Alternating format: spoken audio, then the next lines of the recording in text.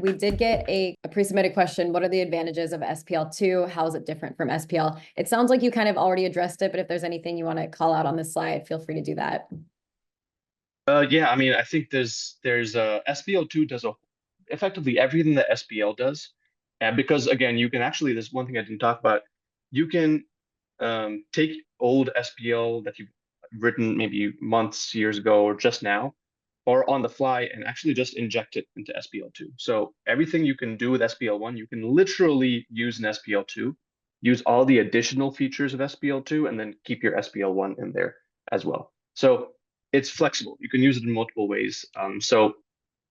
Everything that you're seeing here in SPL2 is fully backwards compatible with SPL. Awesome. We have another, just while we're still on the SPL2 topic, a live question here. We're heavy users of SPL command load job to search on the results of scheduled searches. Does SPL2 support searching data from scheduled saved search results? Yeah, it sure does. Yeah, you can do the equivalent of load job with SPL2 as well. There is it's not the same command in SPL2. One of the things that we hear a lot about SPL is that there's a kind of 100 ways to do the same thing. And each command is different depending on how you're reading from that data. So for example, if you're trying to read from like a saved job result, you have to use load job. But if you're reading from a saved search that isn't a load job that you're trying to run on demand, you're going to use the saved search command, right? There's one new command for each thing. In SPL2, you can do all of that with one command called from. So you can do from a load job, you can do from saved search, you can do from a index, you can do from anything. So it's one command for all types of data. That's the long answer to your question, Edward. The short answer is yes. SPL2 does support that. All right. And do chaining commands replace using subsearches or multi-search? Good question, Mark. So chaining commands can be used in addition to subsearches or multi-search. So you can imagine you want to, let's go through a workflow, right? You're going to write a search and you realize that the events coming back, you want to filter using a subsearch on the events that you're getting back. So you want to say, okay, here's my subsearch, here's my search. You can start by writing a base search, let's call it, and then you can chain further if you'd like to. The subsearch, you can essentially, you can chain a subsearch to a base search if you'd like to. These are all layerable together. So subsearches don't replace, chaining does not replace subsearching. It's a way to layer subsearching, or not even subsearching, just like post-process searching with your base search. Awesome. And then one last one. This is more on the edge processor side. Prem says, edge processor is a great feature. I have one question though. This feature is very much similar or better than Cribble. With Cribble, it will reduce the size of data getting indexed into Splunk and thus saving license cost of Splunk. Does edge processor also do this? Also a good question. I'll start this answer. Maybe Solomon can add more detail if he feels that I'm not being detailed enough with it. Yes, so edge processor and ingest processor can help you reduce the size of your data getting indexed into Splunk. It depends on how you want to do it. So SPL2, just like SPL, lets you do filtering. So for example, if you're writing a search and you're going to say, actually, only give me results where the source type is foo or field equals bar, right? That's going to give you fewer results than if you don't add that filter. Same concept works in edge processor and ingest processor using SPL2, where you can write these filters to say only pass through the data if the source type is this or the field equals bar. And so you can create these filters using SPL2 and achieve the same result, which is filtering volume. Yeah, I was going to just add something. Yeah.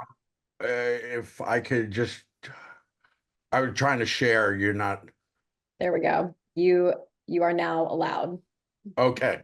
Real fast. We actually touched on this earlier. I'm going to point it out again. With that Cisco ASA data, it's the same data coming in, but I'm using it twice. And on here, I showed you that it's coming in the same for both pipelines. But on the outbound, this one going to Splunk Cloud, I'm sending less data.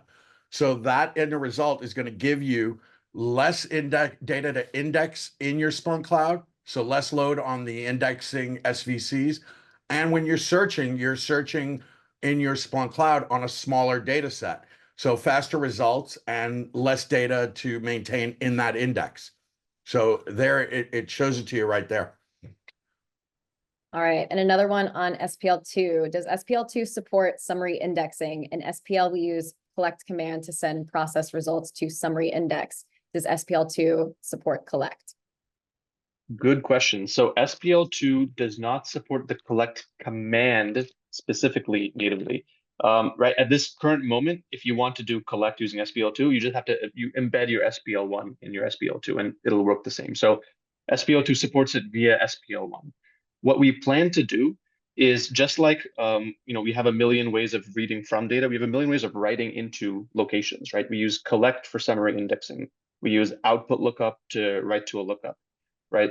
So SPL2 is also consolidating some of those commands to make it easier to just write into things and read from things. We can't promise the command itself will be collect, but you'll be able to achieve the exact same thing in native SPL2 as well. When can we get SPL2 views and workspaces available to our regular users, not Splunk app developers in Splunk Cloud? Another good question. All right, rapid fire. Let's try to get this one too. So for those not familiar, SPL2 has a concept called views, which allows you to effectively arbitrarily filter data for like you're reading from an index. So you write a search and the events that you get as a result of that search, you can export as a data set. You say, okay, this is a new data set that I've created that I want other users to write or read from. So if you're familiar with the view concept from the database world, it's effectively the same as that. And workspaces are logical groupings of related content for teams or for use cases or topics, or so it's an organizational feature there. So Ryan, to answer your question about views, so users will be able to use views starting in this public beta that I talked about today. So admins, developers, anyone who has the permissions to create a module file can create a view and export a view, not through the UI in Splunk Web, but using the API at this point. And then anybody can use that view if they have permissions to use that view. So what you're talking about is the use case is entirely supported in this public beta for both Splunk Enterprise and Splunk Cloud. However, it requires either using API or using the Splunk Visual Studio Code extension, which allows you to write these SPL2 files. And then anyone can use those views. If you're asking about when can people write these view definitions in the UI, that's not in the short term, that's in the medium term for us. And that's probably better suited for a roadmap discussion. Regarding workspaces, that's not in our short-term work as well. So that'll probably be a longer-term discussion that we need to have. That's not as part of scope in the UI work that we have planned in the medium term. So that's a little bit more long-term. Want to sign up for a future community office hours? From community.splunk.com, select events, then office hours Ask the Experts to register for a session across platform, security, or observability. Hope to see you in the next one.